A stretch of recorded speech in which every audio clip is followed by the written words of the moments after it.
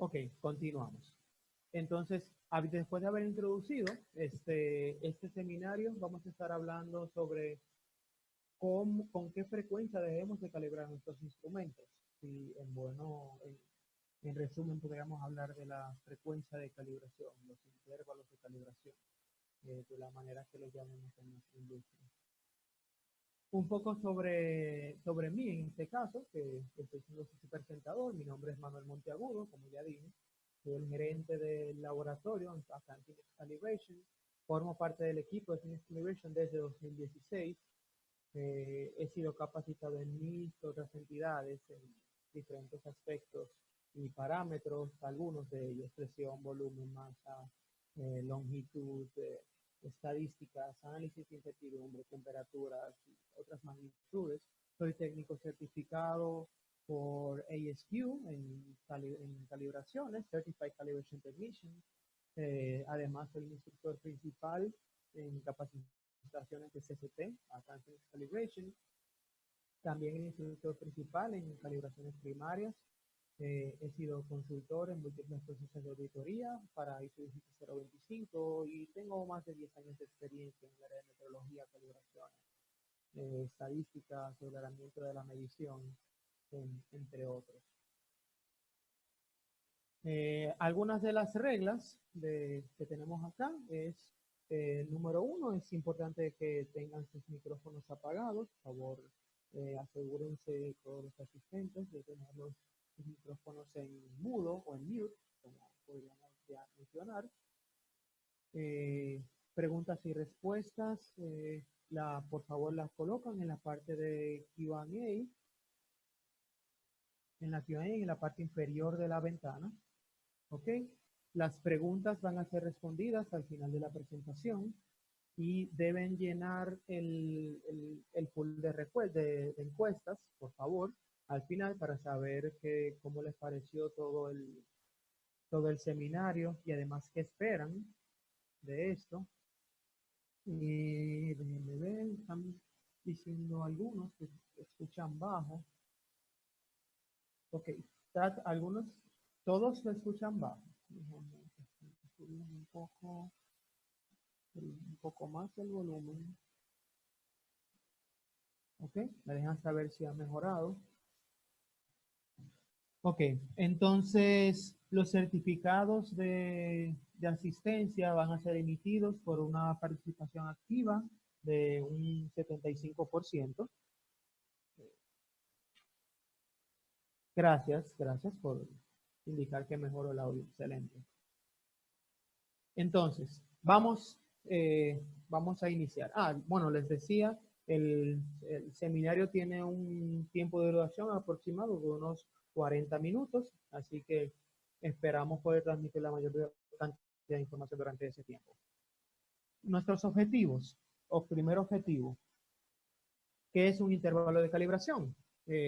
Básicamente, eso lo vamos a estar discutiendo. Ese es nuestro primer objetivo. Para los que no lo saben, es importante para hablar de intervalos saber a qué nos estamos refiriendo. ¿Cómo definimos la frecuencia de calibración de los instrumentos? ¿Qué elementos debemos de tomar en cuenta para definir esa frecuencia de calibración? ¿Cómo puedo entonces cambiar esa frecuencia? Y si puedo hacerlo, o después que la establezco no puedo o no debo cambiarla. ¿Es obligatorio tener la frecuencia de calibración según ISO 17025? Y como último objetivo es saber si siempre debo de tener una fecha de vencimiento en mi certificado. Entonces, ¿qué es un intervalo de calibración? Personalmente, esta es la mejor definición que puedo tener. Está en el NIST GMP 11, donde indica que los intervalos de calibración adecuados permiten seleccionar intervalos de confianza específicos y respaldan la evidencia de trazabilidad metrológica. Básicamente, el intervalo, cuando es adecuadamente colocado, nos permite asignar intervalos de confianza donde tenemos evidencia de comportamiento del equipo, evidencia de trazabilidad metrológica. Y al final, ¿qué es? Es la diferencia de tiempo transcurrido entre dos calibraciones. Es algo bastante simple en su definición.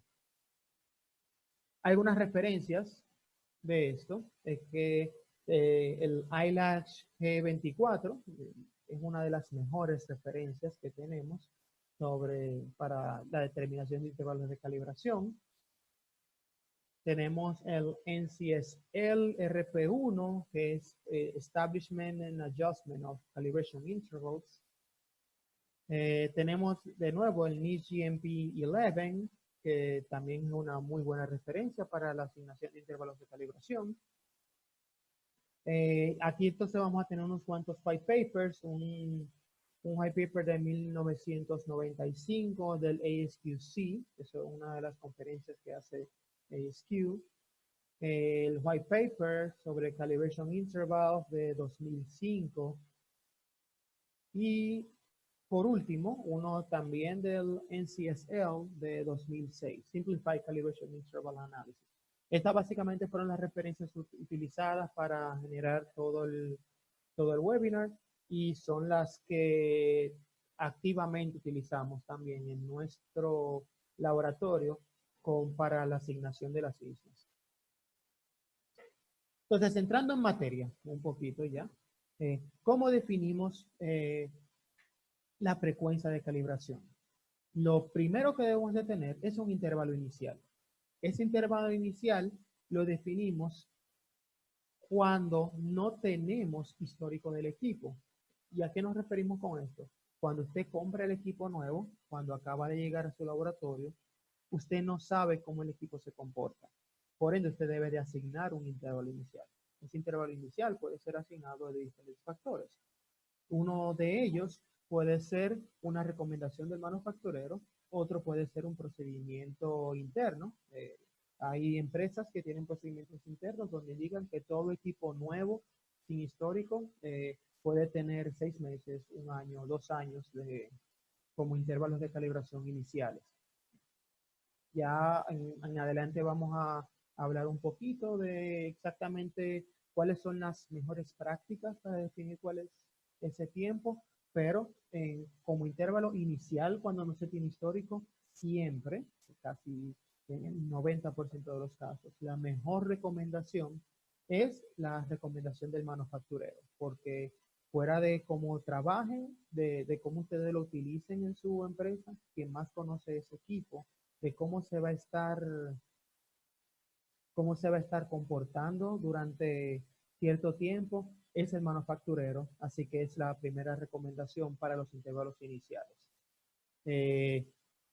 ¿Cuál es la recomendación en ese punto? Es como intervalo inicial, si por X o Y razón no puedes tener el del manufacturero, lo ideal es que lo que asignes sea un valor menor a este. Para tú tener un valor mayor de intervalo de calibración inicial, debes de tener una buena justificación, una buena documentación, para que en casos de auditoría, entonces puedas responderle a tu auditor, ok, esa es la razón por la cual seleccione un intervalo de calibración inicial de 2 años, de 3 años, de 4. Tienes que tener una documentación que lo justifique. ¿Ok? La segunda es mediante intervalos de control. Los intervalos de control son aplicados ante posibles situaciones de control y son aplicados ante situaciones de no conformidad. ¿Qué es un intervalo de control? Estamos diciendo que por X o Y razón, mi equipo tiene un intervalo de calibración ya definido de 1 año, pero tuvo una situación de no conformidad y no se pudo encontrar la causa raíz durante su proceso de investigación. Así que una de las soluciones es, o no soluciones, una de las maneras de ir cerrando la brecha de investigación es disminuyendo ese intervalo de calibración. Al disminuirlo se convierte en un intervalo de control, porque yo lo que estoy tratando de buscar es acotar las posibilidades de error que me puede generar esa no conformidad o esa situación fuera de control con el equipo. Y por último, entonces tenemos los intervalos de confianza. Estos intervalos son aplicados con el histórico de control. El histórico de control es básicamente después que ya el equipo tiene una cantidad específica de pruebas, una cantidad específica de calibraciones. Entonces, cuando yo decido que estoy teniendo un intervalo lo suficientemente controlado o un equipo que está lo suficientemente en control para, para sentirme cómodo operacionalmente con ese intervalo de calibración. Algunos elementos a considerar, y aquí es donde vamos a estar empezando a abundar un poquito, es número uno, el histórico de calibraciones. El histórico de calibraciones nos va a indicar la condición resultante y además el valor del estándar de referencia. Cuando buscamos un histórico de calibraciones, estamos viendo cómo quedó el equipo a lo largo de su vida de calibración. Ok, ¿cuál fue el as left? ¿Cuál fue el after adjustment? ¿Cuál fue el last condition del equipo en cada una de sus calibraciones pasadas? Bien. Aseguramiento de la medición. Ya hablaremos un poquito de estas dos específicamente más adelante porque son de las más utilizadas en términos de calibraciones. El aseguramiento de la medición. Vamos a tener los gráficos de control. Vamos a tener la estabilidad o R&R, Repeatability and Reproducibility del equipo, que nos van a decir a lo largo de cierto periodo de tiempo, dependiendo de hace cuánto tiempo se tenga el equipo, de cómo él se ha estado comportando y cómo esperamos que se comporte. Otra forma son las comparaciones interlaboratorio. Estas básicamente definen con proficiency testing y programas MAP. Los proficiency testing es básicamente que nosotros hacemos una calibración y luego lo enviamos a múltiples laboratorios a ejecutar la misma calibración, para que todos traten de obtener el mismo valor. Y ese proficiency testing nos va a dar un agreement entre todos esos diferentes laboratorios. Algo importante del proficiency testing es que es bueno hacerlo entre laboratorios del mismo nivel. Te explico. Si estamos haciendo un proficiency testing de masas, por ejemplo, y mi incertidumbre es de 1 microgramo, no me es representativo enviarlo a un laboratorio donde su incertidumbre es de 1 gramo, porque tiene una incertidumbre varias veces más grande que la nuestra. Así que ellos no van a ser capaces de ver errores que nosotros tenemos. Entonces es un proficiency testing que no me va a arrojar un valor real. Están los programas MAP que están disponibles en algunas regiones, principalmente Estados Unidos, algunos lugares de Latinoamérica. Hay lugares como por ejemplo acá en República Dominicana donde no hay programas MAP.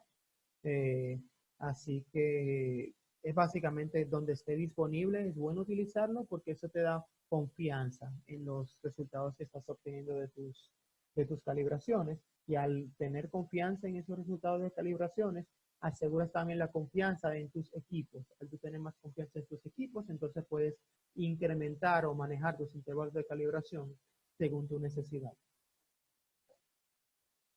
Informaciones de equipos y tecnologías similares. Estos son datos que, siendo honestos, usualmente uno trata de evitar utilizar en esa decisión cuando está manejándolo porque es muy subjetivo. Los auditores tienden a hacer muchas preguntas cuando utilizamos datos tan subjetivos, que son los datos del fabricante, la aceptación de la industria, experiencia. En algunos equipos eso es hasta cierto punto aceptable por un auditor, en algunos otros tipos de equipos no necesariamente lo es, porque de nuevo debemos de poder justificar con documentación esto. Otros pueden ser las recomendaciones de otras entidades, entre estas puede ser su entidad de acreditación, su accreditation body, puede ser un laboratorio nacional del país donde usted se encuentre, pueden ser métodos de análisis estadístico que le puedan dar ideas del comportamiento del equipo y pueden ser también recomendaciones del fabricante. Como dije anteriormente, estos últimos tres son en muchos de los casos, los menos utilizados en la industria de calibraciones para laboratorios en específico, porque estos últimos tres son hay dos de ellos, las informaciones del equipo, y los otros son difíciles de sustentar usualmente ante una auditoría, y las comparaciones interlaboratorio usualmente conllevan mucha logística.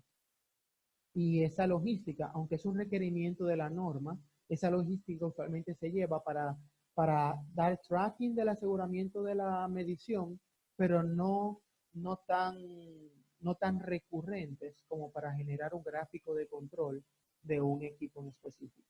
¿Ok? Entonces, para abundar un poquito en las que dijimos que son las más importantes, hablemos de histórico de calibraciones. El histórico de calibraciones viene siendo, calibro el equipo 1, 2, 3, 4 y 5 veces. Si se fijan, yo tuve 4 periodos de calibración desde 2012 hasta 2005, 2012, 13, 14 y 2015, en donde el equipo tuvo una condición fast. El equipo pasó en todos sus parámetros, así que el equipo quedó en tolerancia dentro de especificaciones. ¿Eso qué me quiere decir? Bueno, si yo tengo para el 2015, cuando lo recibí, yo puedo decir tranquilamente, ok, yo hago mi documentación donde yo digo, tengo 4 ciclos de calibración con un intervalo de 1 año, donde el equipo estuvo todo el tiempo dentro de especificaciones. Quiere decir que en un intervalo de 4 años, el equipo tiene un comportamiento adecuado. No es recomendable saltar inmediatamente a 4 años, es recomendable saltar escalonado, así que yo puedo decir, ok, mi próximo intervalo puede ser dentro de 2 años. Cuando manejamos históricos de calibraciones, únicamente se toman en cuenta las condiciones resultantes del equipo.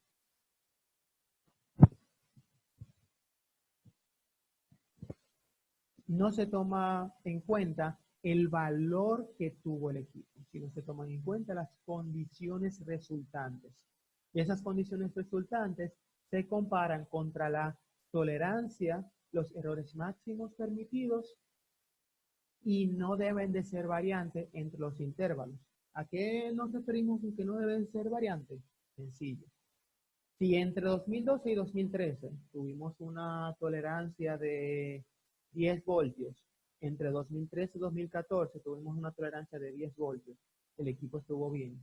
Pero si entre 2014 y 2015 le subimos la tolerancia a 20 voltios, vamos a tener un pass condition, vamos a tener una condición de paso.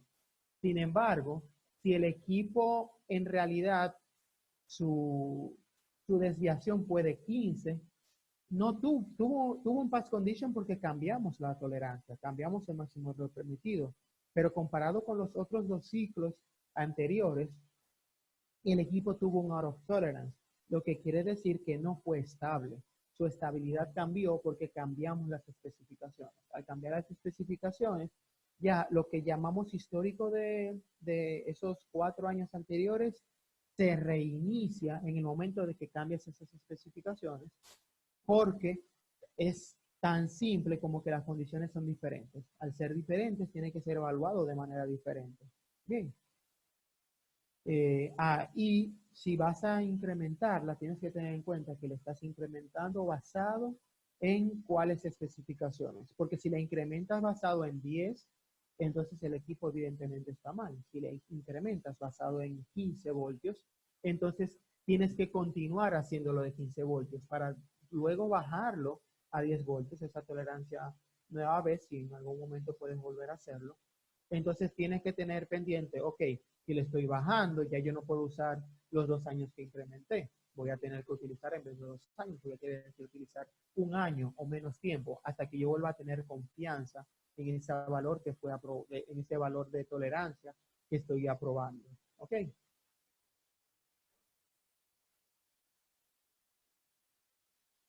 Entonces, tenemos algo importante en esto, es que este método no toma en cuenta la estabilidad del equipo, por lo que ya hablamos. Él no te dice cuál es la tendencia del equipo, si se va a salir de especificación dentro de 3 periodos, si no se va a salir, porque simplemente estamos viendo el resultado.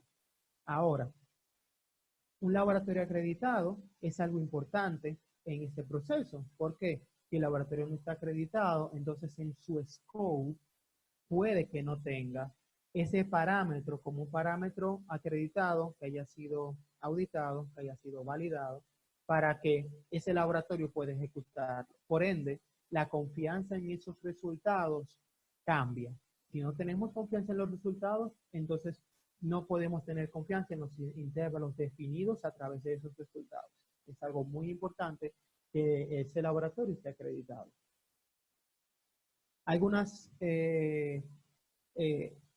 empresas, Accreditation Body, que debemos de conocer todos, básicamente una de las formas más fáciles donde nos podemos dar cuenta si un certificado fue acreditado es cuando se muestran estos logos, los logos del cuerpo de acreditación en el certificado. Muy importante siempre, junto al logo del ILAC o cualquier otro concilio de cuerpos de acreditación. Un laboratorio acreditado siempre tiene un certificado de acreditación acompañado de un scope.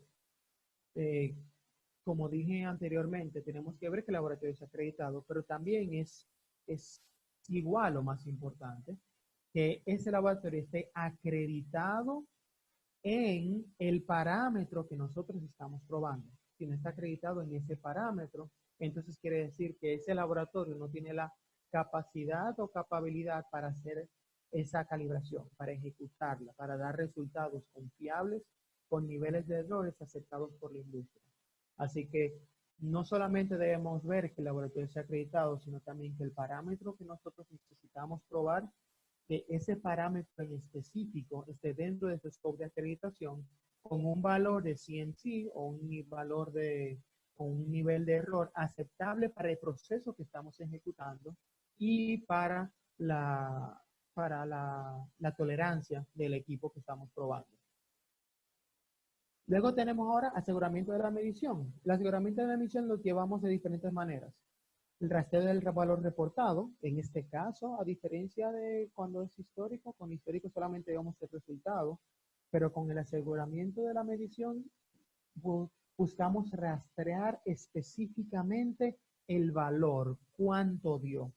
Si el año pasado mi valor fue de 10.5, yo en la próxima calibración yo quiero saber cuánto fue, si fue 10.6, si en la próxima fue 10.7, si en la próxima fue 10.8. ¿Cuánto exactamente fue ese valor? Para irlo tomando en cuenta. Estabilidad, debo de tener en cuenta la repetibilidad y la reproducibilidad del equipo. ¿Qué tan propenso es mi equipo a lo largo del tiempo de mantenerme ese valor que fue aceptado? ¿Cuál es su desviación estándar? ¿Qué tan lejos, qué tan dispersos han sido todos sus puntos? Eso me va a dar una idea para yo definir intervalos de calibración. Y por último, el rastreo de incertidumbres, que también es un valor, es el nivel de error. A lo largo de los años, si constantemente yo estoy teniendo, por decir cualquier valor, 0.1 voltios como incertidumbre, debo de tratar de mantener 0.1 voltios de incertidumbre a lo largo del tiempo. Si ese valor de error empieza a subir, entonces alguna parte del proceso se está empeorando, sea del laboratorio que me está ejecutando la calibración o sea del instrumento como tal, porque dentro de los valores de incertidumbre hay componentes que indican y hablan sobre el estado del equipo. Así que es un valor que también debo de mantenerme rastreando. Ahora, ¿cómo lo rastreo? Mediante los gráficos de control. Podemos hacer un gráfico de control para cada uno de los puntos que hablamos de eso. Hacemos un gráfico de control para el rastreo del valor, un gráfico de control para los valores de estabilidad y un gráfico de control para las incertidumbres. Al llevar gráficos de control, puedo ver diferentes puntos, puedo ver tendencias, puedo ver el comportamiento del equipo. Si se fijan en este ejemplo, es básicamente como nosotros lo utilizamos. Todo gráfico de control va a tener tres zonas, la zona A, B o C. La zona C es donde idealmente queremos tener el equipo. La zona B es usualmente la zona de control, es donde queremos tener el equipo que está a 2 sigma o 2 desviaciones estándar. Es usualmente donde queremos tener el instrumento durante todo su tiempo de vida, y en esa zona me dice a mí que todo el proceso está en control. Cuando está en la zona C me dice que mi proceso está en control y está perfecto. En la zona B es que ya tengo un proceso normal, si se pudiera decir, pero aún sigue siendo en control. Cuando subimos un poco a la zona C, entonces estamos teniendo un proceso donde aún está dentro de especificaciones, pero tiene puntos que están fuera de control o que se están empezando a salir de control. Y lo que queremos es tomar medidas sobre esos puntos antes de que el equipo salga de especificación. Mientras mayor cantidad de puntos tenemos fuera de las zonas de control, es menos probable que podamos mantener los intervalos de calibración que queremos, que estamos buscando. Entonces, ahora entrando un poco en materia, ahora, ¿de qué me sirve esto? Bueno, si yo tengo un gráfico de control como este, y a ese gráfico de control yo le colocara los años o la fecha de calibración de cada uno de ellos, entonces yo podría tener tan sencillo como en una tabla, en la primera calibración en 2012, segunda calibración en 2013, 2014, 2015. Si tomáramos estas primeras cuatro, yo diría, ok, estas cuatro estuvieron dentro de la zona B. Dame para que lo puedan ver aquí. Podría decir, ok, estas cuatro están dentro de la zona B. Al estar dentro de la zona B, yo podría decir, perfecto, entonces mi equipo está en control, así que se mantiene. Entonces, puedes justificar tranquilamente delante de un auditor donde dice, ok, mira, mi próximo punto yo lo voy a colocar a 2 años, en vez de anualmente, yo lo voy a colocar a 2 años, porque ya yo tengo confianza en que este valor que duró 4 años estando en control, si yo lo utilizo a 2 años, ese valor se va a mantener en control, porque ya yo tengo data histórica de que cada 4 años él se mantiene dentro de los niveles aceptables para ese equipo y ese parámetro y ese valor en específico. ¿Ok? Ahora, algo que es importante mencionar, yo podría hacer ese ejercicio durante mucho tiempo y fácilmente, me imagino que todos en algún momento lo han pensado, no, pero yo puedo llegar a tener 10 años en un intervalo de calibración. Sí es cierto, y puede que tengas la documentación suficiente para justificarlo. Ahora, la pregunta aquí viene, ¿es aconsejable el riesgo de eso? Vamos a hablar de eso un poquito más adelante. Eh, por último, de los que vamos a tocar específicos, ya dijimos de las comparaciones entre laboratorios, tenemos los Proficiency Test y tenemos los MAP.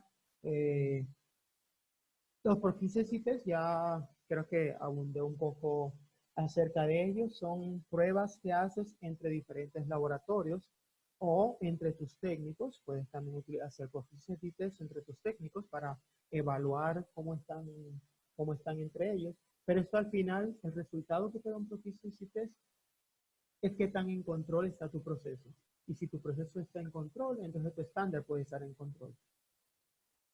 ¿Cuál es la diferencia de este con los demás? Es que el Proficiency Test incluye muchos otros factores, no solamente el comportamiento del equipo. Entonces, cuando haces un Proficiency Test, tienes que poder separar esas variables, de modo que cuando reportes, puedas reportar específicamente lo que tiene que ver con el equipo y no esté afectado, no se haya ensuciado con otras variables que pueden agregarte error o ruido en tu análisis. Y los programas MAP, como dije, son muy buenos.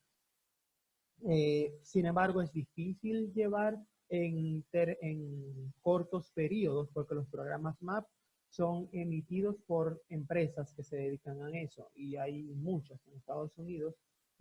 Puedes tener, por ejemplo, NIST tiene RMAPs, tiene CMAPs, dependiendo de las regiones, para la región norte de Estados Unidos, sur y demás. Cada una tiene uno de ellos y se va a dividir entre muchos. ¿Ok? Entonces, siguiendo con nuestros objetivos, ¿puedo entonces yo cambiar un intervalo de calibración establecido? Sí, puedes cambiar un intervalo de calibración, es lo que hemos ido diciendo desde un inicio. Yo puedo iniciar con un intervalo de calibración de un año, puedo ver que con mis control charts, con mis gráficos de estabilidad a través de mi incertidumbre, ya yo tengo confianza en ese equipo. Ya yo no le tengo confianza a un año, yo le tengo ahora confianza a 2 años, porque yo vi que en un intervalo de 4 años se comportó muy bien, lo subo a 2 años, pero no solamente es asunto de tenerle confianza, vamos a la otra parte, cuando te lo permite tu procedimiento interno. Toda empresa de calibraciones y toda empresa que use equipos calibrados debe tener un procedimiento interno que regule cómo se manejan los intervalos de calibración, y tu procedimiento debe pedírtelo. Hay empresas que te asignan un año como intervalo de calibración y no puede ser cambiado, y aunque tú tengas histórico y hagas todos los análisis del lugar, si tus procedimientos internos, si tus procedimientos internos no incluyen que puedas hacer cambios de intervalos, no vas a poder hacerlo. Ahora, si tus procedimientos internos te lo permiten, entonces, utilizando las herramientas que hemos hablado anteriormente, entonces puedes ejecutar un cambio en intervalo de calibración. Ahora, la pregunta es, ¿cuándo debo cambiarlo? Según indique tu procedimiento interno, ya se lo dijimos, usando los criterios de determinación de intervalos que hablamos ya anteriormente. Los intervalos deben de incrementar ante comportamientos estables mientras vamos generando confianza, y deben de decrementar ante comportamientos no aceptables. ¿Qué hablamos de comportamientos no aceptables? Un valor, un gráfico de control donde veamos una tendencia ascendente de más de 3 puntos, en usualmente estadísticamente, o que simplemente un punto se salga de la especificación. Un punto se sale de la especificación, se sale del área de control aceptable, entonces se deben de decrementar los intervalos, claro, por supuesto, seguido de una investigación, porque debe de haber una razón por la cual eso pasó, cuando ya un equipo estuvo en control. Entonces, aquí viene la pregunta, como dijimos hace un momentito. ¿Puedo llevar un intervalo de calibración a 10 años, 5 años? Sí, es cierto, puedes llevarlo. Si tuviste un intervalo, 4 intervalos de calibración de un año, el siguiente año lo llevaste a 2 años, duraste 3 periodos más llevándolo a 2 años, tú puedes decir, ok, perfecto, pues yo puedo llevarlo a 4 años, porque yo tengo mucho histórico donde dice que durante 4 años el equipo se comporta bien. Pasan 2 intervalos más y dices, ok, ya pasaron 2 intervalos más de 4 años, todo está perfecto, yo lo voy a llevar a 6 años. Puedes hacerlo, tienes la documentación para hacerlo. Ahora, ¿cuál es el problema aquí? El problema aquí es que si pasan 8 años desde tu última calibración, al ejecutar nuevamente la calibración, cuando llega ese momento y recibes un certificado que indica que el valor salió de especificación, que el valor está fuera de control, que el valor está off the charts, tienes 8 años para hacer investigación. Tienes 8 años. Si eres farmacéutica, si eres de producción, tienes 8 años de producto que investigar para tratar de darte cuenta cuándo fue que el equipo salió de especificación, cuáles productos fueron afectados, cuántos productos fueron afectados, cuál es el valor monetario de estos productos afectados. Si eres un laboratorio de calibración, tienes 8 años de equipos calibrados a clientes que puedes que hayas dado resultados erróneos, puedes que hayas dado resultados de pass, resultados pasados donde fueron fallidos, puedes haber dado resultados fallidos donde fueron pass. Así que tienes 8 años de darte cuenta, y más si eres un laboratorio de calibración. Si eres un laboratorio de calibración y calibraste equipos de un cliente y diste falsos errores, cuando los recalibres y notifiques a tu cliente y vuelvas a ejecutar la calibración y se corrija la condición, ese cliente tuyo va a tener que inspeccionar también 8 años o más, dependiendo de cuáles sean sus procedimientos internos, de calibraciones con ese equipo, de productos sacados con ese equipo donde tenía una condición incorrecta. Así que, como dije al inicio, son los riesgos justificables como para tener intervalos de calibración tan grandes. Eso es lo que debemos de darnos cuenta. Eso es lo que debemos de analizar en el momento de decidir cuánto van a ser nuestros intervalos de calibración, principalmente cuando estemos incrementando. Mientras estamos incrementando, debemos estar seguros en el momento que incremento, que lo cambio de 1 año a 2 años. Si tengo un problema durante ese tiempo, voy a poder vivir con ese problema. Cuando tenga algo fuera de especificación, ¿va a ser aceptable para mí? ¿No va a serlo? Eso es lo que hay que tener en cuenta. Sin embargo, algunas técnicas para poder incrementar estos son los intermediate checks. Se puede hacer chequeos intermedios entre intervalos.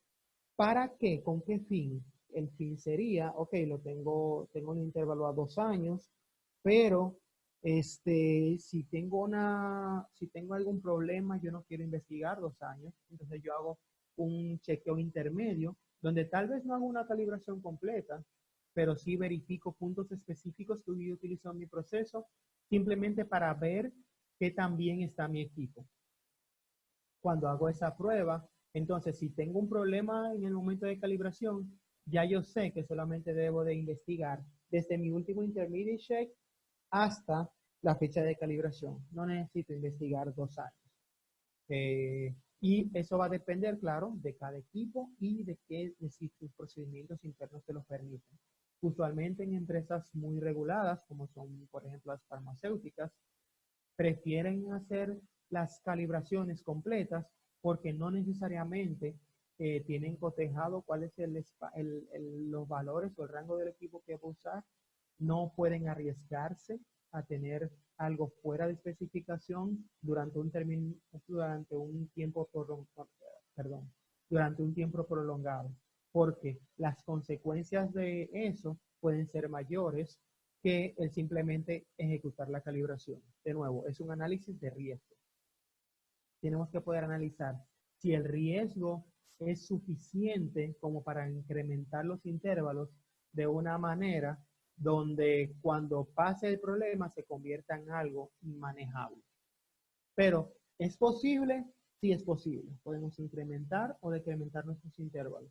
Siempre que tenemos un valor fuera de especificación, es recomendable y decrementar los intervalos ante la investigación. Ahora, si hiciste una investigación, en la investigación te diste cuenta que fue una razón puntual por la que salió de especificación, entonces es posible que puedas hacer que no necesites decrementar tu intervalo, porque pudiste documentarla y saber qué pasó. Entonces, luego de ahí, ¿es obligatoria una frecuencia de calibración según 17025? No es obligatoria, pero ¿queremos tener el dolor de cabeza de no tenerla? ¿Por qué? Cuando no incluís una frecuencia de calibración, entonces tú le estás diciendo a tu auditor, yo la calibro a necesidad. Entonces, tienes que tener correctamente documentado cuándo es esa necesidad, cuándo surge necesario en realidad calibrarlo y que lo estás calibrando de una manera regular. No que lo calibraste hoy, pasaron 5 años y hasta que pasaron 5 años que te acordaste de nuevo fue que, lo voy a calibrar ahora. No, tiene que haber una razón de por qué pasó eso y usted tiene que estar correctamente documentado. ¿Qué hacen las empresas para evitarse esos dolores de cabeza con la parte de auditoría? Entonces, asignan una frecuencia de calibración, de modo que cuando llegue ese tiempo ya se sabe que el equipo necesita volver a ser inspeccionado. Segunda pregunta, una pregunta que hacen mucho. ¿Siempre debo tener una frecuencia de calibración en mi certificado? No, no debes de tenerla siempre, no es un requerimiento de la norma, pero de nuevo, no queremos tener ese dolor de cabeza. No, ¿por qué? Cuando en el certificado, es la misma razón de lo anterior, si en el certificado no tengo una fecha de vencimiento, entonces cuando sé que tengo que volver a inspeccionar el equipo, alguien tiene que recordarse, alguien tiene que tenerlo documentado, hay que llevar algún sistema alterno. Cuando está en el certificado, ya cuando en el certificado, el label, el inspector de calidad, el usuario del equipo, todo el mundo tiene visibilidad de cuándo debía de haber sido inspeccionado y pueden inspeccionarlo a tiempo. Eh, Realmente hasta aquí la parte de transmisión. Esperamos que, número uno, recuerden llenar el pool de encuestas, es muy importante, así sabemos cómo lo hicimos, qué tenemos que mejorar, cuáles otros temas quisieran que estemos tratando. Entonces, preguntas y respuestas, vamos a estar atendiendo ahora. Tenemos nuestro equipo por aquí, va a estar viendo de las preguntas y respuestas, las preguntas que ustedes colocaron. Van a estar seleccionando algunas de esas preguntas para que las respondamos acá en vivo. Las que no se puedan responder aquí en vivo van a estar recibiendo un correo electrónico, así que por favor, según lo que les pusimos en sus, perdón, lo que ustedes pusieron en sus registros, esos correos vamos a estar utilizando para hacerle llegar sus respuestas a las preguntas que hicieron, que por alguna razón no respondimos acá en vivo. Ok, ya todos deben de tener el pool en sus pantallas, las encuestas, así que le agradeceríamos si la pueden llenar en este momento. Entonces vamos a ir viendo las preguntas para ir respondiendo.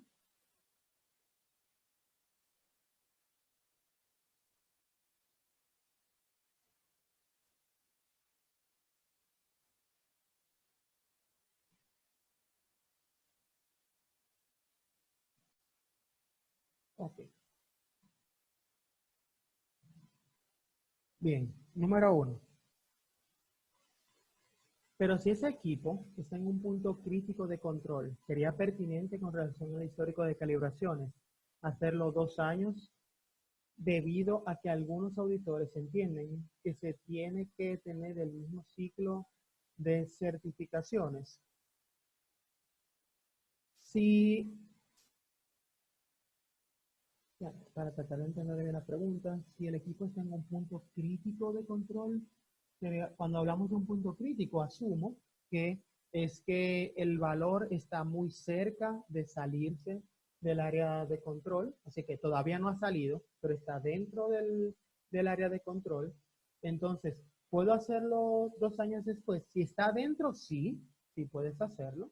Lo que tienes que tener pendiente es que se te puede salir. Así que él va a estar dentro, pero tienes que hacer todas las investigaciones del lugar para tú asegurar que controlaste la situación para que en el próximo periodo no esté. De lo contrario, en el próximo periodo puedes tener un fuera. Lo otro es, puedes de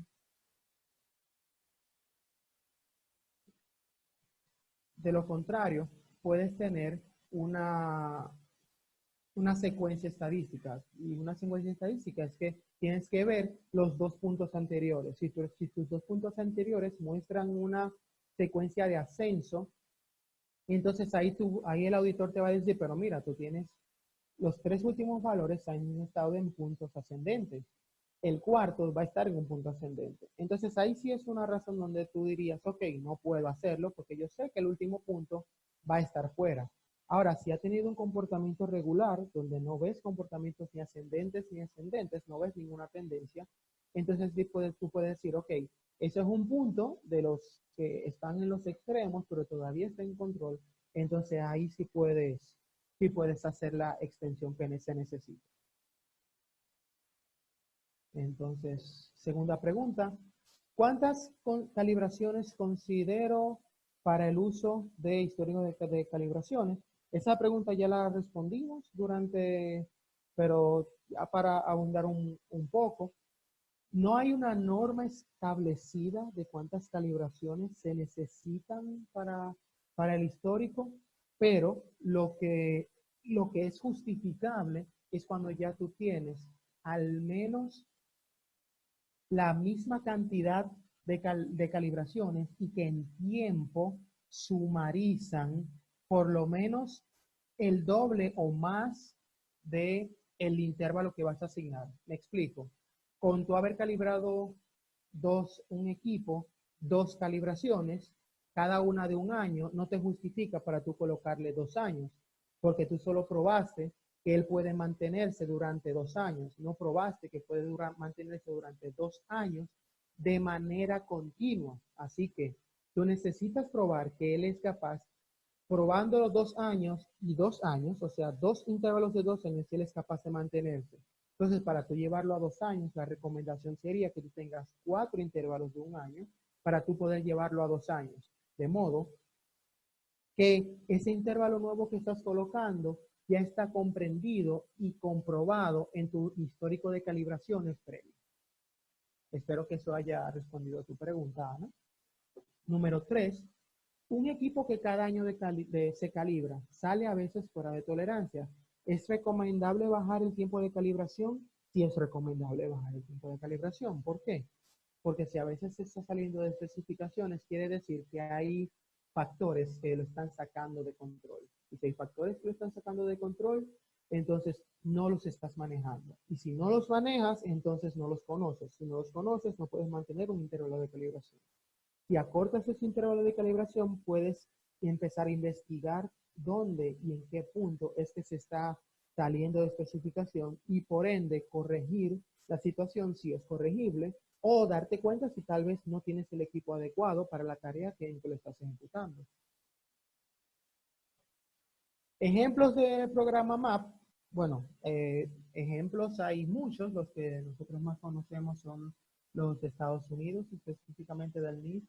Ellos tienen, si no mal recuerdo, unos 7 programas diferentes, pues, divididos en regiones del Caribe, Norteamérica, Suramérica, el este, el norte de Estados Unidos, en diferentes regiones.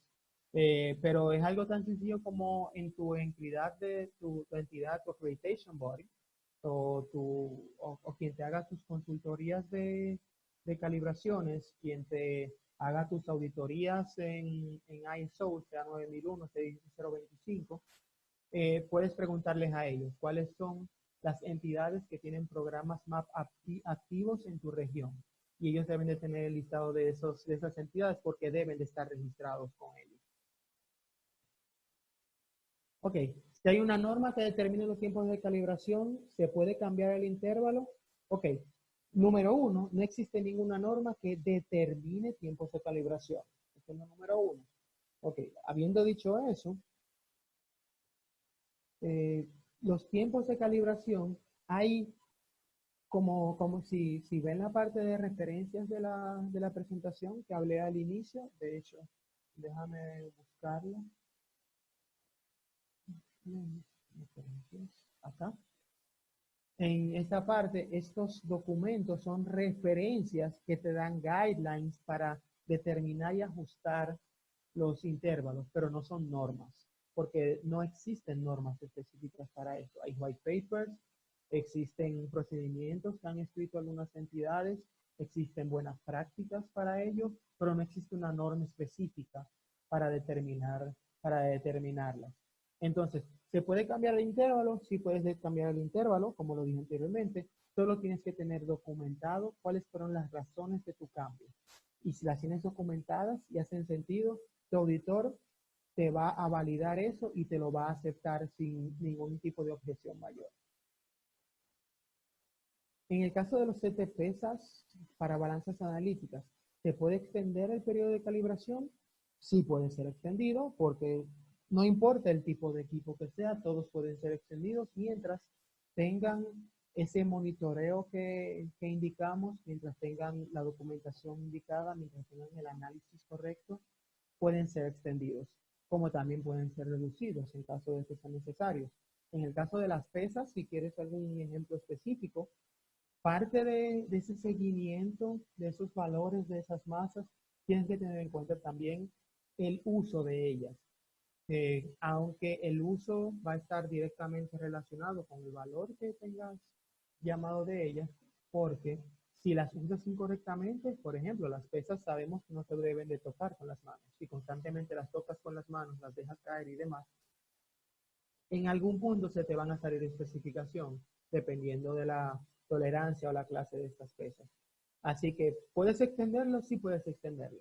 Solamente tienes que tener en cuenta los mismos parámetros, las mismas indicaciones que hemos tenido en todo lo anterior. Eh, Siempre tomando en cuenta, como dije, que debemos de extender hasta el punto donde podamos aceptar el riesgo que involucra esa extensión. Eh, Hasta aquí nuestro webinar, equipo. Muchísimas gracias. Mi nombre es Manuel Monteagudo de Phoenix Calibration. Aquí está nuestro website, un email donde pueden escribirnos si necesitan alguna otra información. Nuestros teléfonos, en dado caso que quieran comunicarnos. Esperamos que hayan sido de su agrado. Esperamos que hayamos podido cumplir con algunas de las preguntas que tenían en base a este tema, que es muy importante, es muy llamado. Muchos clientes a nosotros nos lo preguntan y sabemos que por eso también para ustedes es necesario. Esperamos que hayan podido llenar el pool de encuestas y que en este nos den ideas de otros seminarios web de los cuales estén interesados. Pues muchas gracias a todos por sus participaciones.